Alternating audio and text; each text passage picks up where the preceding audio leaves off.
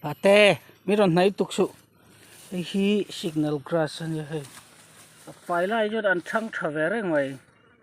Then da ju an lo rap ve a. Ni ta hen na shin te. Hen ho te a paila ijo an thavio ngai.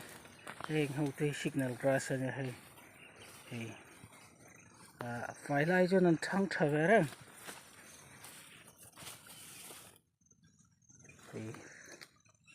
Cái hình nè, anh nhìn về đấy tổ sim sim này, cái nấu té này sẽ có anh nu nè, anh liền về lại tổ đấy mày,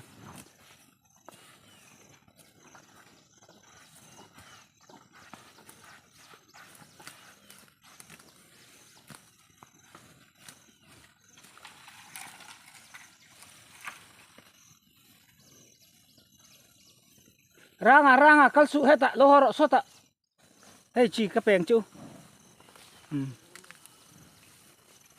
anh không về rồi mày.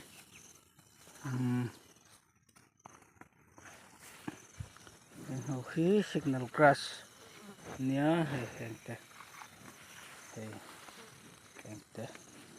he tamite a faila ichon an thang thal tuk ami dim hun kar vel mi hu tlamin karo muri ro an la chep ve deun ei ke sepa nai chun sepa chi chuat tu ta na kan la khani ve a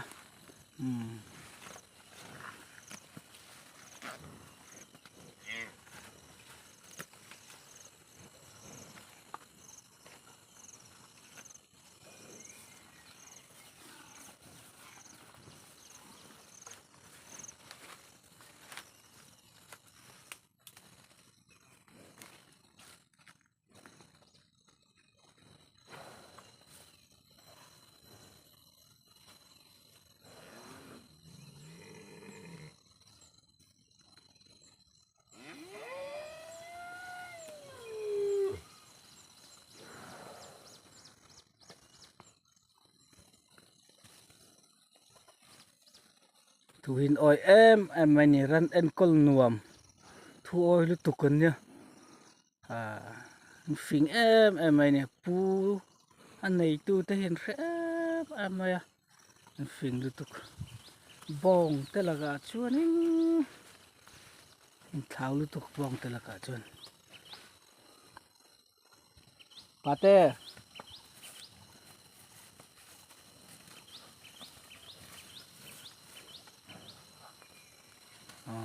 hi nu tei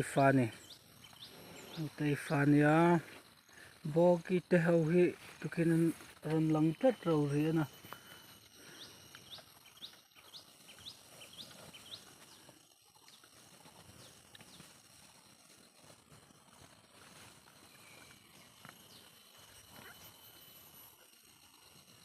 so ta son ron thlen bel anom ve le a thlen chun ron thlen bel ve zela